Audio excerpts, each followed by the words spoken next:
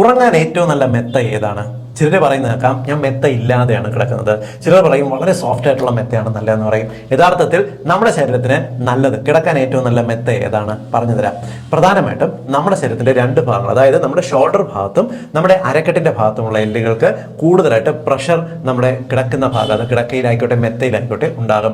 അതുകൊണ്ട് തന്നെ ഈ ഒരു ഭാഗം കൂടുതൽ കുഴിഞ്ഞു നിന്നാലോ ഈ ഒരു ഭാഗത്തിന് പ്രോപ്പറായിട്ട് സപ്പോർട്ട് കിട്ടിയില്ലെങ്കിലോ ഒരുപക്ഷെ ഇത് നിങ്ങളുടെ നട്ടലിന് നിങ്ങളുടെ കഴുത്തിനും കൂടുതൽ സ്ട്രെയിൻ വരാൻ കാരണമാകും. പലപ്പോഴും തലവേദന, കഴുത്തുവേദന, എല്ല് തേയ്മാനമുള്ളവർ ഈ മെത്ത ഒന്നുമില്ലാതെ പലകയിൽ കിടക്കുന്ന ശീലമുള്ളവരുണ്ട്. എന്നാൽ പലകയിൽ കിടക്കുന്നത് നിങ്ങൾക്ക് ഗുണത്തെക്കാളേറെ നിങ്ങളുടെ ഈ പ്രോബ്ലംസ് കൂടുന്നതിനാണ് കാരണമാകുന്നത്.